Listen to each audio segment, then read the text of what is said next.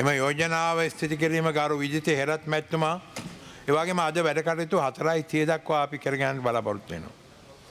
ගරු කතානායකතුමනි, නලින්ද ජයතිස්ස මන්ත්‍රීවරයා ඉදිරිපත් කරපු යෝජනාව මා ස්ථිර කරනවා. ඒ ස්ථිර කරමින් වචන කිහිපයක් ඉදිරිපත් කරන්න අවසර ඉල්ලනවා. ගරු කතානායකතුමනි, අද දවස කියන්නේ මේ රටේ පාර්ලිමේන්තු ඉතිහාසයේ ඓතිහාසික දවසක්. දින 50ක රට හෙල්ලු ඒ කාලය අවසන් කරලා පාර්ලිමේන්තුවත් රටත් යථා තත්ත්වයට පත් කරන ආරම්භක දවස. ඉතින් අද අපි ඉතා පැහැදිලිව දැක්කා, මුළු රටම දැක්කා මේ අර්බුදකාරී තත්ත්වය නිර්මාණය කරේ මේ අත්නෝමතික බලයක් සහිත විධායක ජනාධිපති ක්‍රමය. ඕනෑම රටකට නායකත්වයක් අවශ්‍යයි. හැබැයි නායකත්වයක් ඇති කරනවා කියලා ඒ නායකයා වෙනුවට ඒ මුල් පුටුවට පිස්සෙක් පත් කරොත් රටකට පත් වෙන ඉරණම අපි අද අත්දකිනවා. ඒ නිසා නායකයෙක් කියන්නේ උන්මත්තකෙක් පිස්සෙක් වෙන්න බෑ. නීතියක් සදාචාරයක් කඩලා වැඩ කරන්න කිසිදු නායකයෙකුට අයිතියක් නැහැ. ඒක මුළු රටම මේ දින 50 මෙහෙයුම ඇතුලේ අත්දැක්කා. එදා 2015 ජනවාරි 8 වෙනිදා අපේ රටේ දේශපාලන වෙනසක් ඇති වුණා.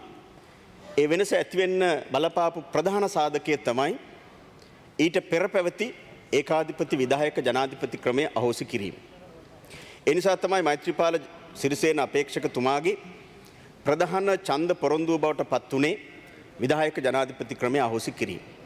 එතුමා ජනතාවගෙන් ජනවරම ඉල්ලුවේ මට දින 100ක් දෙන්න. ඒ දින 100 ඇතුළත මම මේක අහෝසි කරන්න සූදානම් කියලා. මුළු රටම බලාපොරොත්තු වුණා. 62 ලක්ෂයක් ජනතාව එතුමාට ඡන්දෙ දුන්නා.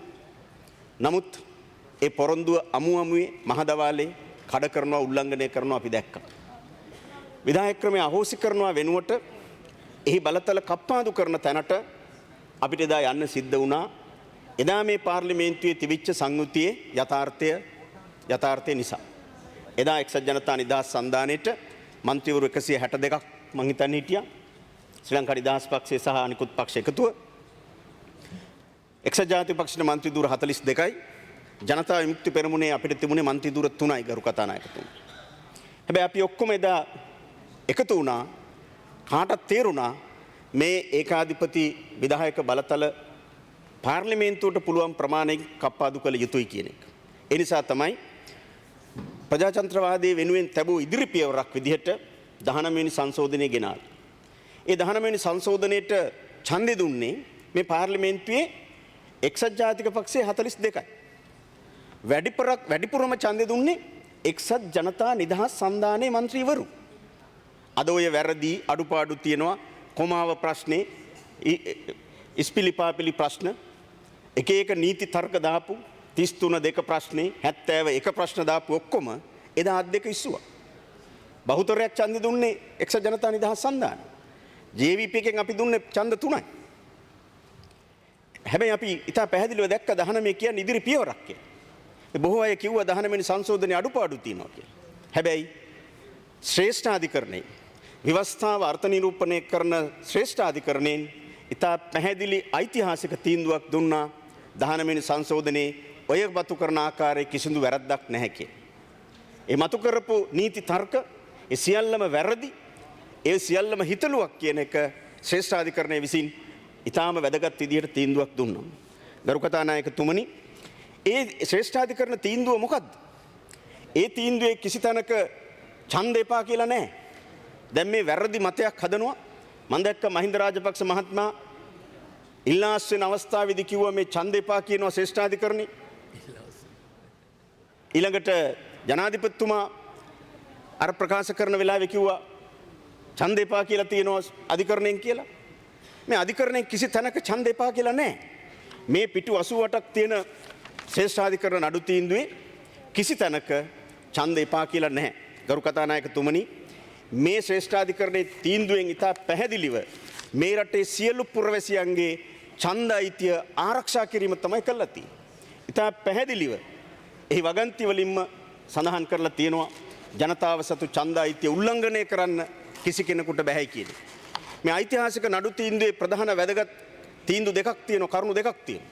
එකක් ආණ්ඩුක්‍රම ව්‍යවස්ථාවේ 12 එක වගන්තිය මූලික අයිතිවාසිකම් පිළිබඳ වගන්තිය සියලු පුරවැසියන් සමාන ලෙස සැලකිය යුතුයි කියන වගන්තිය උල්ලංඝනය වී ඇත. ජනාධිපතිවරයාගේ පාර්ලිමේන්තු විසිරුවා හැරීමේ තීන්දුවෙන් 12 ආණ්ඩුක්‍රම ව්‍යවස්ථාවේ 12 එක වගන්තිය උල්ලංඝනය වී ඇත. ඒ කියන්නේ සියලු පුරවැසියන් සමානසේ සැලකීම කියන වගන්තිය උල්ලංඝනය වී ඇත. දෙක මේ රටේ ජනතාවගේ ඡන්ද අයිතිය උල්ලංඝනය කර ඇත. ඉතින් පැහැදිලිව තියෙන එක. ඡන්ද අයිතිය උල්ලංඝනය කරන්න බෑ කිසි කෙනෙකුට. ගරු කතානායකතුමනි, අපි කවුරුත් දන්නවා 2015 අගෝස්තු මාසයේ තිබිච්ච මැතිවරණයෙන් තමයි මේ පාර්ලිමේන්තුවට මන්ත්‍රීවරු 225 දෙනෙක් තෝරාපත් කරගත්තේ. ජනතාව තමයි අපිට ඒ ඡන්දෙ දුන්නේ. ජනතාව අපිට ඡන්දෙ දුන්නේ 19 වෙනි සංශෝධනයේ සම්මත වුණාටත් පස්සේ. ඊට පෙර ආතුව නෙමෙයි. 19 වෙනි සංශෝධනයේ ඉතා පැහැදිලිව තියෙනවා අවුරුදු 5ක කාල සීමාවක් සඳහා මේ පාර්ලිමේන්තුවේ දූර කාලය පවතිනවායි කියලා. ජනතාව ඡන්දෙ දෙන්නේ മന്ത്രിවරුන්ට අවුරුදු 5ක කාලයක් Taman වෙනුවෙන් තීන්දුව తీරන ගන්න, ප්‍රතිපත්ති හදන්න, මූල්‍ය පාලනය පිළිබඳ වගකීම දරන්න. ඒ ජනතා නියෝජිතයෝ පත් කරලා එව්වේ ඒකට. ඒක තමයි නියෝජිත ප්‍රජාතන්ත්‍රවාදී ක්‍රමවේදය.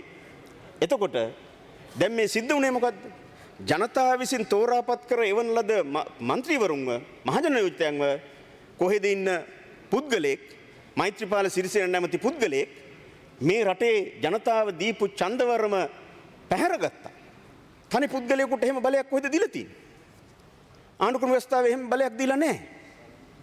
විධායක ජනාධිපති බලය තිබුණා කිව්වට ආණ්ඩුක්‍රම ව්‍යවස්ථාවෙන් රටේ මූලික නීතියෙන් ලක්ෂ සංඛ්‍යාත ජනතාවක් දීපු ඡන්දය තනි පුද්ගලයෙකුට පැහැර ගන්න බලයක් මේ කොහිවත් සඳහන් කළා නැහැ.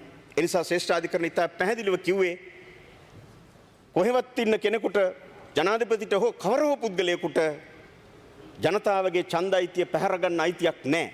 ඒක වැරදි.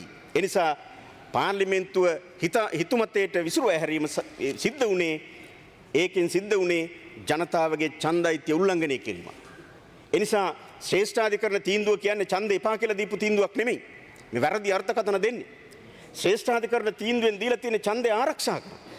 ඡන්ද අයිතිය ආරක්ෂා කරන්න. ඒක උල්ලංඝනය කරන්න බෑ. සියලු පුරවැසියෝ එක හා සමානයි. මෛත්‍රීපාල සිරිසේන මහතාත් මේ රටේ පුරවැසියෙක්.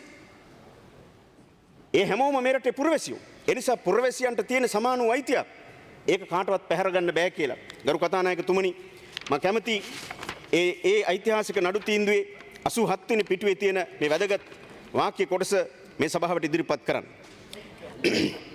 If this court were to deny relief merely on the basis that the petitioners have failed to establish unequal treatment, we would in fact be inviting the state to equally violate the law. Equally violate the law. It is blasphemous and would strike at the very heart of Article 4D, which mandates every organ of the state to respect, secure, and advance the fundamental rights recognized by the Constitution. Rule of law dictates that every act that is not sanctioned by the law and every act that violates the law be struck down as illegal. It does not require positive discrimination or unequal treatment. An act that is prohibited by the law receives no legitimacy merely because it does not discriminate between people. ඉතා පැහැදිලිව ගරු කතානායකතුමනි කියනවා මෙතන equally violate the law. සමානව නීතිය උල්ලංඝනය කරන්න බලයක් දුන්නා කියලා. නීතිය ආරක්ෂා කරන්න නෙමෙයි. සමානව නීතිය උල්ලංඝනය කරන්න බලයක් දෙන්න. එහෙම බලයක් දෙන්න බෑ. එතකොට මේක පිළිගත්තොත්, මේ පාර්ලිමේන්තුව විසිරුවා හැරීම පිළිගත්තොත් සමානව නීතිය කඩන්න, නීතිය උල්ලංඝනය කරන්න බලයක් පැවරනවා කියලා තමයි කිව්වේ. ඒ නිසා ඒක දෙන්න බෑ. ඒක වැරදි. ඒක තමයි ඉතා පැහැදිලිව මෙතන කියලා තියෙන්නේ. ඒ නිසා මේ නඩු තීන්දුවෙන් ආරක්ෂා කරලා තියෙන්නේ මේ රටේ ජනතාව සතු පරමාධිපත්‍ය බලය, පාලන බලතල සහ ඡන්ද බලය. ඒ නිසා වැරදි අර්ථකථන ඕනේ නෑ ගරු කතානායකතුමනි. විධායක ජනාධිපතිවරයා සතුව තිබිච්ච අත්නෝමතිකව පාර්ලිමේන්තු විසිරුවා හැරීමේ බලය එදා 19 වෙනි සංශෝධනය මගින් අපි කප්පාදු කරන ලැබුවා. ඒක ඓතිහාසික පියවරක්. ඒක ප්‍රගතිශීලී පියවරක්. ඒක එහෙම නොවුණා නම් අද මේ පාර්ලිමේන්තුව මේ විදිහට අපිට රැස් වෙන්න වෙන්නේ නැහැ. මේ රටේ ජනතාවට ජනතාවගේ ඒ ආර්ථික සමාජීය ප්‍රශ්න නිරාකරණය කරගන්න අවස්ථාවක් ලැබෙන්නේ නැහැ. දෙවෙනි කරුණ ගරු කතානායකතුමනි, ඉතා පැහැදිලිව මෙහි කියනවා ආණ්ඩුක්‍රම ව්‍යවස්ථාවේ 12ක වගන්තිය උල්ලංඝනය කරන්න බැහැ කියලා. ඉතා පැහැදිලිව මේ ඉදිරිපත් කරපු කරුණු වලින් ඉතා පැහැදිලිව සඳහන් කරනවා මෙහෙම: The proclamation marked P1 has been issued outside legal limits and has resulted in a violation of petitioner's rights both in his capacity as a parliamentarian legitimately elected to represent the people and in the capacity of a citizen who is entitled to be protected from any arbitrary exercise of power. Furthermore, for the reasons set out above, I hold that the petitioner's rights guaranteed under Article 12(1) of the Constitution have been violated by the issue of proclamation filed with the petition in SCFR 351/2018 marks P1 and make order quashing the said proclamation and declaring the said proclamation marked P1 null, void, ab initio and without force or effect in law. 12 එක වගන්තිය උල්ලංඝනය කරන එක කිසිසේත්ම ඒකට ඉඩ දෙන්න බෑ. ඒක සියලු පුරවැසියන් සමානව සලකන ඒ වගන්තියක්, ඒක ඊටාම වැදගත් වගන්තියක් කියලා. ඒ නිසා ගරු කතානායකතුමනි, මේ නඩු තීන්දුව මම ඉතා වැදගත් ඓතිහාසික නඩු තීන්දුවක් නිසා මෙය හැන්සාට්ගත කරන්න කියලා ඔබතුමාගෙන් ඉල්ලා සිටිනවා. මොකද මේ නඩු තීන්දුව තමයි ලංකාවේ ඉතිහාසයේ පළවෙනි වතාවට විධායක ජනාධිපතිවරයා සතුව තිබිච්ච ඒ තියෙනවයයි කියලා පාවිච්චි කරන්න හදපු අත්නෝමතික බලය, ඒක එහෙම එකක් නැහැයි කියලා මේ රටේ ජනතාවගේ ඡන්දයිතිය ආරක්ෂා කරපු නඩු තීන්දුව, ඒ වගේම සියලු පුරවැසියන් සමානව සැලකිය යුතුයි කියන එක නැවත තහවුරු කරපු ඓතිහාසික නඩු තීන්දුව. ඒ වගේම ගරු කතානායකතුමනි, මේ දින 50 ඇතුළත අපි දැකපු ගොඩක් දේවල් තියෙනවා. ඒ සිදුවීම් ගැන නැවත නැවත පෙරලා කතා කරන්න අවශ්‍ය නැහැ. නමුත් මේ දින 50 ඇතුළත තමයි මේ රටේ සියලු පුරවැසියන් තේරුම් ගත්තේ විධායක ජනාධිපති ක්‍රමය කියන එක මොනතරම් අවුල් සහගත එකක්ද කියලා. මොනතරම් ඛේදවාචකයන් මේ රට Order please මේ අවස්ථාවේ නියෝජ්‍ය කතානායකතුමා මූලාසන පැමිණ ඇත.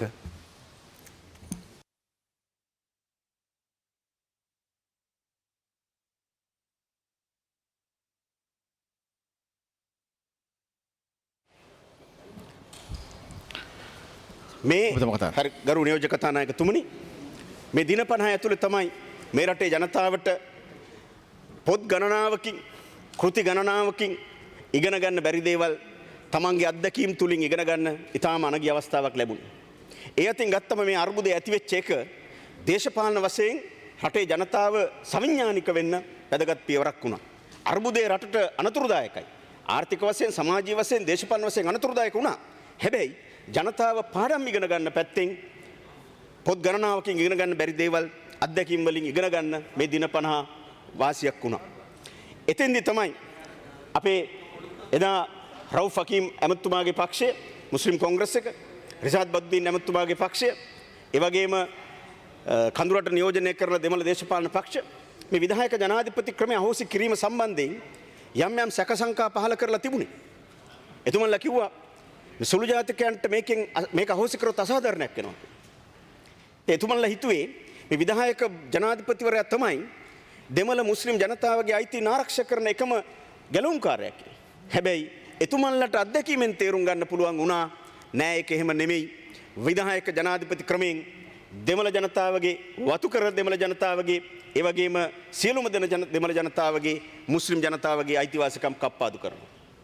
12 එක වගන්තිය කියන්නේ සියලු පුරවැසියන් සමානව සලකන්න. එතකොට දෙමළද මුස්ලිම්ද කියලා ભેදයක් නැහැ. ජනාධිපතිවරයා උල්ලංඝනය කරේ 12 එක. නැති කරේ ඒක. එතකොට විධායක ජනාධිපතිවරයා අමුවෙම නැති කරේ සියලු ජනතාවගේ සමාන අයිතිය. මූලික අයිතිවාසිකම්. එතකොට දෙමළ ජනතාවගේ, මුස්ලිම් ජනතාවගේ අයිතිවාසිකම් තමයි මේ උදුරගත්තේ. ඒ නිසා තව දුරටත් මේ දෙමළ මුස්ලිම් ජනතාව මිත්‍යා මතයක ඉන්න එක වැරදි. මේ එහෙම මිත්‍යා මතයක ඉන්න එපා. මේ විධායක ජනාධිපතිවරයා දෙමළ මුස්ලිම් ඒ ජාතිකත්වයන්ගේ අයිතීන් ආරක්ෂා කරනවා. නෑ. ඒක අපි දැක්කා.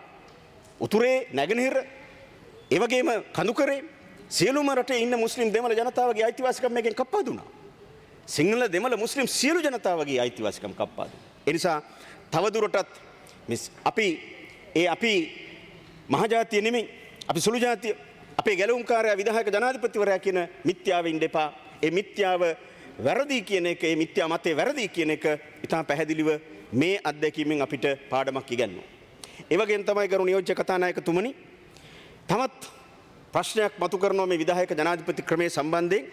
මේකෙන් තමයි රට බෙදෙන්නේ නැතුව තියෙන්නේ. විධායක ජනාධිපති ක්‍රමේ නැත්තම් රට ෆෙඩරල් වෙනවා. රට කෑලි 9කට කැඩෙනවා. රට අස්ථාවර වෙනවා. අරාජික වෙනවා. කවුද රට අස්ථාවර කරේ? කවුද රට අරාජික කරේ? මේ විධායක ජනාධිපති ක්‍රමයෙන්. මේ පහුගිය දින 50 රට අස්ථාවර කරේ අරාජික කරේ වෙන කවුරුවත් නෙමෙයි. විධායක ජනාධිපති ධූරය. ඒකේ වාඩි වෙන්නේ මහින්ද රාජපක්ෂද, ජේ.ආර්. ජයවර්ධන, ප්‍රේමදාසද, මෛත්‍රීපාල සිරිසේනද කියන එක අදාළ නැහැ. බොහෝ අය හිතුවේ මෛත්‍රීපාල සිරිසේන මහත්මයා මෙහෙම දැඩි තීන්දුව ගන්න එකක් නැහැ කියලා. ඒ නිසා තමයි සමහර අය කිව්වේ පතෝල වගේ ජනාධිපති එක එක જાතිය කතා කිව්වනේ පණ නැහැ කිව්වනේ. දැන් අන්තිමට පණ ගත්තනේ. පණ ගත්තේ විවස්ථාවෙත් නැති විදිහට. එතකොට මේ ධූරය තමයි ප්‍රශ්නේ. පුද්ගලයා නෙමෙයි. පණ නහගන්න වැඩ කරේ. ඇත්තටම ගත්තොත් මේ ධූරයේ පිළිබඳ තමයි අපේ විවේචනයේ තියෙන්නේ. අපිට මේ පුද්ගලයා පිළිබඳ ප්‍රශ්නයක් නෙමෙයි. හෙට රනිල් වික්‍රමසිංහ මහතා මේ පුටුවේ වාඩි වුණත් සිද්ධ වෙන්න පුළුවන් මේ දේ. ඒ නිසා මේකෙන් රට කැඩෙනවා, රට බෙදෙනවා කියලා එකක් කිසිසේත්ම නැහැ. අපේ ගෞරවනීය හාමුදුරන් වහන්සේලා මේ දේශපාලන බලවමනාවෙන් කෑ ගහන සමහර දේශපාලුවන්ගේ වැරදි කතා අහලා උන්වහන්සේලා හිතනවා විධායක ක්‍රමේ නැති කර විධායක ජනාධිපති ක්‍රමේ නැති කරොත් රට බෙදෙනවා, රට කැඩෙනවා කියලා. අපේ හාමුදුරුවනේ ඉතා ගෞරවයෙන් ඔබ වහන්සේලාගේ අපි කියන්නේ ජනතා විමුක්ති පෙරමුණ ඉතිහාසයේ අපේ භාවිතාව දිහා බලන්න. කිසි මොහොතකදී මේ රට කඩන්න බෙදන්න අපි ඉඩ දීලා නැහැ. එදා උතුරෙන් නැගෙනහිර වෙන් කරන්න ඒ ඓතිහාසික තීන්දුව ගත්තේ ජනතා විමුක්ති පෙරමුණේ අපි. එදා රට කඩන වැරදි මත හදන ජන සංයුතියේ ව්‍යාප්තියේ වැරදි ප්‍රතිශතයන් පෙන්වන්න හදපු ඒ ඒකාබද්ධ කරපු උතුරු නැගෙනහිර වෙන් කරන්න ඕනි කියන ස්ථාවරයට මැදිහත් වුණේ ජනතා විමුක්ති පෙරමුණ. නැවත ඒවා එකතු කරන කතාවක් නැහැ. එහෙම රට බෙදන්න අපි කිසිසේත් ඉඩ දෙන්නේ නැහැ. ජීවිත පරිත්‍යාගයෙන් අපි මේ රට තනි රටක් විදියට ආරක්ෂා කරගන්න මැදිහත් වෙලා තියෙනවා. 60000ක් අපේ සමාජිකයෝ ජීවිත පරිත්‍යාග කරා. ඒ රට බේරගන්න, රට ආරක්ෂා කරා. ඒ නිසා මේ රට බෙදන්න දෙන්නේ නැහැ. මේ කිසිදු වගන්තියක අපි ඉදිරිපත් කරලා තියෙන 20 වෙනි සංශෝධනය තුල එක වාක්‍යයක්, එක වචනයක්, එක ඉස්පිල්ලක්, පාපිල්ලක් රට බෙදන, රට කඩන පැත්තට නැහැ. අපි අභියෝග කරනවා. අපි අභියෝග කරා. පුළුවන් නම් පෙන්වන්න 20 සංශෝධනයේ එක වගන්තියක් තියෙනවා කියලා රට බෙදන, රට කඩන. අඩුම ගානේ මේ පළාත් සභාව සම්බන්ධයෙන් ජනාධිපතිවරයා සතුව තියෙන බලය ඒ කිසිවකටවත් අපි අත තියලා නැහැ. ජනාධිපතිවරයාට පළාත්වල ආණ්ඩුකාරයන් පත් කිරීමේ බලය එලෙසම තියෙනවා. ආණ්ඩුකාරවරයන් ඉවත් කිරීමේ බලය එලෙසම තියෙනවා. යම් කිසි පළාතක් හෝ පළාත් කීපයක් වෙනම රාජ්‍යයක් ලෙස ප්‍රකාශයට පත් කරහොත් ඒ සනයෙන් එය විසුරුවා හරින්න බලය ජනාධිපතිවරයා සතුව තියෙනවා. ඒට විධායක බලතලම අවශ්‍ය නැහැ. ඒ විධායක අත්නෝමතික බලය මොණි නැහැ. ඒ බලයට අපි අත තියලවත් නැහැ. ඒ නිසා මෙතන රට බෙදෙන, රට කඩන කතාවක් නැහැ. සමේ බොරු බියක් ඇති කරලා ජනතාව කුලප්පු කරලා තමන්ගේ පටු දේශපාලන වාසිය ගන්න හදනවා. ජාතික සමගිය පැත්තට අපි යන්න ඕනේ අවස්ථාවක අපි ඉන්නේ. ඉතිහාසයේ ඉඳලා ජාතීන් අතර තියෙන සමගිය ඇති කිරීම වෙනුවෙන් ජනතා විමුක්ති පෙරමුණ විශාල කැපකිරීම කරලා තියෙන පක්ෂයක්. අදත් අපි ඒ වෙනුවෙන් නිර්භීතව ඉන්නවා. ජාතික සමගිය ඇති කරන්න අපි එක රටක් විදිහට ජීවත් වෙන්න ඕනේ. සිංහල වේවා, දෙමළ වේවා, මුස්ලිම් වේවා, බර්ග, මැලේ වේවා මොන ජාතිකත්වයට අයිති වුණත් අපි එක රටක මිනිස්සු. අපි හැමෝගෙම ඇඟේ තියෙන්නේ රතු පාට ලේ. ඒක සිංහල ලේවල එක පාටක්, දෙමළ ලේවල එක පාටක් කියලා නැහැ. ඒක ඒ සමගිය ආරක්ෂා කරන්න නම් අපේ අයිතිවාසිකම් සුරකින්න. අපේ නිදහස ආරක්ෂා කරන්න. දෙමළ ජනතාවගේ, මුස්ලිම් ජනතාවගේ නිදහස සාක්ෂාත් වෙන්නේ කොතනද? ප්‍රජාතන්ත්‍රවාදයේ ශක්තිමත් වෙන්නේ කොතනද? ඒ ජනතාවගේ අයිතිවාසිකම් ආරක්ෂා වෙනවා. ඒ වගේම තමයි සිංහල ජනතාව. සිංහල ජනතාවගේ, දෙමළ ජනතාව, මුස්ලිම් ජනතාවගේ නිදහස ප්‍රජාතන්ත්‍රවාදයේ ආරක්ෂා වෙන්නේ කොයි ප්‍රමාණයකින්ද? ඒ ප්‍රමාණයෙන් ඔවුන්ගේ අයිතිවාසිකම් ආරක්ෂා කරන්න පුළුවන්. ඒක තමයි අපි ශක්තිමත් කරන්න ඕන. එහෙම නැතුව කොහෙවත් ඉන්න තනි පුද්ගලයෙකුට බලය පවරන එක නෙමෙයි. ඒ නිසා අත්නෝමතික විදිහට තමන්ගේ අතට බලය අරගෙන ඒ බලය හොරකම නාස්තිය වංචාව වෙනුවෙන් පාවිච්චි කරන්න. ඇමතිකම් දීලා තමන්ගේ බලය හදාගන්න පාවිච්චි කරන එක වෙනුවට මේ රටේ ඇත්ත ජාතික සමගිය හදන පැත්තට අපි වෙනස් කරමු. ඒක කරන්න පුළුවන් මහජන නියෝජිතයන් සතුව තියෙන ඒ බලය පාර්ලිමේන්තු සතු බලයක් බවට පත් කරොත් පමණයි. ඒ නිසා මේ වැරදි මතය එකක් දෙමළ සහ මුස්ලිම් ජනතාව හිතනවා විධායක ක්‍රමය අහෝසි වුණාම තමන්ට අසාධාරණයක් වෙනවා, තමන්ගේ අයිතිය නැති වෙනවා කියලා. ඒක වැරදි මිත්‍යා මතයක්. ඒක අපි ඉවත් කරගමු. දෙක වැඩිමනත් වශයෙන් සිංහල බෞද්ධ ජනතාව, සිංහල කතෝලික ජනතාවත් නෙමෙයි, සිංහල බෞද්ධ ජනතාව අතර මතයක් ඇති කරලා තියෙනවා මේ විධායක ක්‍රමය අහෝසි, විධායක ජනාධිපති ක්‍රමය අහෝසි කරාම රට බෙදෙනවා, රට කැඩෙනවා කියලා. ඒකත් වැරදි මිත්‍යා මතයක්. ඒ කිසි දෙයක් නැහැ. වැඩියෙන්ම ජනතාවගේ අයිතිවාසිකම් ආරක්ෂා වෙන්නේ නිදහස ප්‍රජාතන්ත්‍රවාදය මූලික අයිතිවාසිකම් ආරක්ෂා කිරීම තුලින් පමණයි. එනිසා අද 12ක වගන්තිය උල්ලංඝනය කළා තියෙන විධායක ජනාධිපතිවරයා, සියලු පුරවැසියන්ට සමානව සැලකීම කියන එක උල්ලංඝනය කළා තියෙන විධායක ජනාධිපතිවරයා, සියලු පුරවැසියන්ට එක හා සමානව සැලකීම සාක්ෂාත් කරන්න පුළුවන් වෙන්නේ මේ අත්නෝමතික විධායක ක්‍රමය අහෝසි කිරීමෙන් පමණයි. එනිසා අපි ඉන්නේ ස්ථාවරේ. ඉතිහාසයේ අත්දැකීම් අපිට ඕන තරම් තියෙනවා. ජේ.ආර්. ජයවර්ධන පාලන කාලේ ඉඳලා, ප්‍රේමදාස පාලන කාලේ ඉඳලා, චන්ද්‍රිකාගේ පාලන කාලේ, මහින්ද රාජපක්ෂගේ පාලන කාලේ ඉතිහාසයේ නැවත නැවත පුනරුච්චාරණය කිරීමෙන් තේරුමක් නැහැ. දැන් අපි ඉස්සරහට යමු. දැන් මේ තියෙන යථාර්ථය ඇතුලේ මේක සම්මත කරගන්නේ කොහොමද කියලා අපි සාකච්ඡා කරමු. එතෙන්දී තව බොහෝ අය කියනවා මේ විශ්ව සංශෝධනය අපි රැගෙන ඉන්නේ රනිල් වික්‍රමසිංහ මහත්තයාට බලය පවරන්න. රනිල් වික්‍රමසිංහ මහත්තයාට ඡන්දෙ ඉල්ලලා දිනන්න බෑ. ජනාධිපතිවරණයෙන් ඡන්දෙ දිනන්න බෑ. ඒ නිසා තමයි JVP එක මේ විශ්ව සංශෝධනය ගෙනල්ලා එතුමට පාරක් කපන්නේ. හොඳට විග්‍රහ කරලා බලන්න. රනිල් වික්‍රමසිංහ මහත්තයාටද මේකෙන් chance එක එන්නේ? එහෙම නැත්නම් මහින්ද රාජපක්ෂ මහත්තයාටද? ඔය කෑ ගහන, කයිවාරු ගහන කට්ටිය හොඳට විග්‍රහ කරලා බැලුවොත් දැනට තියෙන ව්‍යවස්ථාව අනුව මහින්ද රාජපක්ෂ මහත්තයාට නැවත අපේක්ෂකයෙක් විදිහට ජනාධිපති අපේක්ෂක විදිහට ඉදිරිපත් වෙන්න බෑ. හැබැයි මේ විධායක ජනාධිපති ක්‍රමය අහෝසි කරන 20 වෙනි සංශෝධනය සම්මත කරොත් මහින්ද රාජපක්ෂ මහත්තයාටත් සවුත්තු නොවි, පීචන් නොවි, ඔය ඉල්ලාස්වීම් හොරාගමැතිකම් ගන්නේ නැතුව, අනාගන්නේ නැතුව, නාගන්නේ නැතුව, සෙල්ලම් කැබිනට් හදන්නේ නැතුව නිල ක්‍රමයට ජනතාව ඉස්සරහට ඇවිල්ලා ඡන්දයට ගිහිල්ලා ඡන්දෙන් ජනතාව කැමති නම් ජනාධිපති අපේක්ෂකයෙක් විදිහට ඉදිරිපත් වෙලා ඒ ජනාධිපතිකම ගන්න පුළුවන්. අගමැතිකම ගන්න පුළුවන්.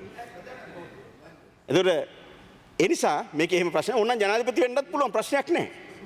බලයක් නැති ජනාධිපති ඒ වෙන්නත් පුළුවන්. ඒකට බාධාවක් නැහැ. බලයක් ඇති අගමැති වෙන්න. ඒ නිසා නැවත අගමැති අපේක්ෂකයෙක් විදිහට ඡන්දෙට එන්න පුළුවන් හැකියාව ලැබෙන්නේ මේ 20 වෙනි සංශෝධනය එහෙම නැත්නම් විධායක ජනාධිපති ක්‍රමය අහෝසි කරගත්තොත් පමණයි. ඒ නිසා පෝට්ටුවේ සමාජිකත්වය අරගෙන മന്ത്രിකමත් නැති කරගත්තොත් දැන් අන්තිමට මොකක්වත් නැති වෙනවා. ගණ්ඩ ගිය අගමැතිකම අන්තිමට අගමැතිකමත් නැති වුණා. අන්තිමට විපක්ෂ නායකකම ඒකත් දැන් නැති වෙන්න යන්නේ. ඒකත් නැති වෙලා අන්තිමට മന്ത്രിකමත් නැති වෙනවා. එහෙම වෙන්න ඕනේ නැහැ. එහෙම සවුත් වෙන්න ඕනේ නැහැ. මේ විශ්ව සංශෝධනය සම්මත කරගත්තොත් අගමැති අපේක්ෂකයා ලෙස නැවත ඡන්දෙට ඇවිල්ලා ඡන්දෙ ඉල්ලලා ඕනි නම් ජනතාව කැමති නම් ඒ අවස්ථාව ගන්න පුළුවන්. ඒකට ඉඩ තියෙනවා. ඒ නිසා මේකේ වාසිය තියෙන්නේ රනිල් වික්‍රමසිංහ මහත්තයාට නෙමෙයි. මේකේ වාසිය තියෙන්නේ මහින්ද රාජපක්ෂ මහත්තයාට. ඒ තත්ත්වය ඇති කරගන්න. එහෙම නැත්නම් සවුත් වෙන්න එපා. මං හිතන්නේ දැන් මේ වෙච්ච සිදුවීම් ටික හොඳටම ප්‍රමාණවත් එතුමාට හරියට කල්පනා කරනවා නම් ඉදිරියේදීවත් මේ ගැන තීන්දුව ගන්න. නැත්තම් ගරු නියෝජ්‍ය කතානායකතුමනි, අපි දැක්කනේ සිද්ධ වෙච්ච දේවල් ටික. කෙනෙක් වාඩි වෙලා ඉඳද්දි වැටුනොත් එච්චර ගාණක් නැහැ. රිදෙන්නේ නැහැ. වැඩි දැනෙන්නේ නැහැ. පොඩ්ඩක් නිකන් ඇලුණා වගේ තේරෙනවා. කෙනෙක් හිටගෙන ඉඳද්දි වැටුනොත් ටිකක් රෙදෙනවා. තුවාලත් වෙනවා. තැලෙනවා. පොඩ්ඩක් තුවාලත් වෙන්න පුළුවන්. හැබැයි කෙනෙක්ව ගිහිල්ලා උස්සලා පොලේ ගැහුවොත් හතර හන්දි කැඩෙනවා. මාරාන්තිකයි. දැන් මේ සිද්ධ වුණේ ඒකනේ. ඉඳගෙන ඉඳලා වැටුණා නම් එච්චර ගාණක් නැහැ. හිටගෙන ඉඳලා වැටුණා නම් පොඩ්ඩක් රිදෙනවා. උස්සලා පොලේ ගැහුවොත් මාරාන්තිකයි, හතර හන්දි කැඩෙනවා. දැන් මේ වෙලා තියෙන උස්සලා පොලේ ගහලා ඉවරයි. ඒ උස්සලා පොලේ ගැහුවේ කවුද? විධායක ජනාධිපතිවරයා. අය දෙකක් නැහැ. මෛත්‍රීපාල සිරිසේන මහත්තයා මහින්ද රාජපක්ෂ මහත්තයා උස්සලා පොලේ ගැහුවා. ඒකනේ ඇත්ත කතාව. කවුරුත් දන්නවා දේශපාලනව උස්සලා පොලේ ගැහුවා. භෞතිකව උස්ස ගන්න බැරි වෙයි මෛත්‍රීපාල මහත්තයට. ටිකක් බරයිනේ. මෛත්‍රීපාල මහත්තයාගේ ඇඟත් එක ගත්තම මහින්ද රාජපක්ෂ මහත්තයාව එහෙම උස්ස ගන්න බැරි වෙයි. හැබැයි දේශපාලන වශයෙන් උස්සලා පොලේ ගැහුවා. ඉතින් මොකද්ද ඒ හඬ? හරි.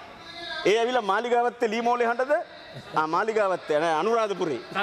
කංස. අනුරාධපුරේ ලීමෝලක්ද? හරි හොඳයි. ඒ නිසා ගරු නියෝජ්‍ය කතානායකතුමනි දැන්වත් මේ තමන්ගේ ඇඟට දැනුනම රිදුනම පාඩම් ඉගෙන ගත්තොත් හොඳයි. අපේ සේමසිංහ මන්ත්‍රීතුමා අලුත් මන්ත්‍රීවරයෙක් ඔබතුමාලගේ නායකයා ගැන මේ කියන්නේ වරදක් නෙමෙයි කිව්වේ හොඳ දෙයක් මේ කිව්වේ ඔබතුමාලගේ නායකයාට පොට්ට chance එකක් හරි පාද ගන්න පුළුවන් විධායක ජනාධිපති ක්‍රමය අහෝසි කරගත්තොත් ඉතින් ඒක කරගන්න දැන් අපි කවුරුත් එකඟ වෙමු. ඒකට අපි ජනතාවට ඉඩ දෙමු. පාර්ලිමේන්තුවෙන් ඒක බ්ලොක් කරන්න එපා.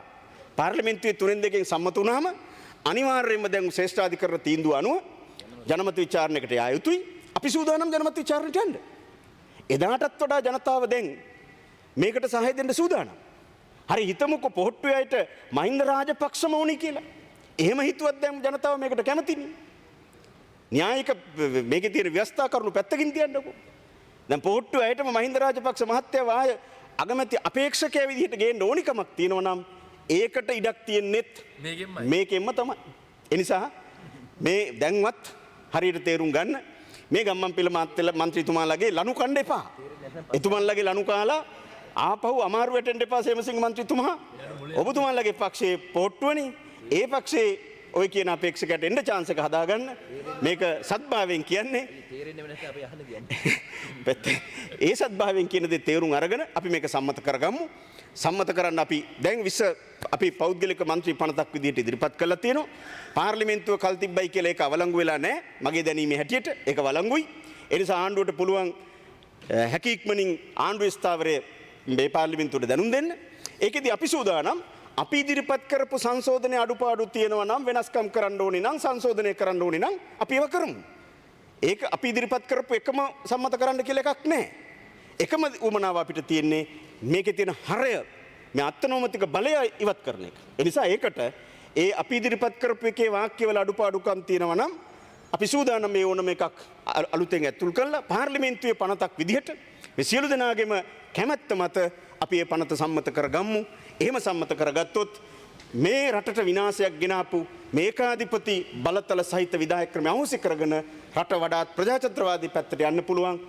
ශිෂ්ටත්වයට යන්න පුළුවන්. මේ අශිෂ්ට දින 50 ඒ කලබගෑනි නැවත අනාගතයේ සිදු නොවෙන්න වග බලා ගන්න පුළුවන් එවැනි තත්වයකදී පමණයි. ඒ නිසා ඒට ඉඩ ප්‍රස්තාව සලස්වන්න මේ පාර්ලිමේන්තුවේ മന്ത്രിවරුන්ට ඥානය පහළ වේවා, බුද්ධිය පහළ වේවා, දේශපාලන ශක්තිය ලැබේවායි ප්‍රාර්ථනා කරමින් මා නිහඬ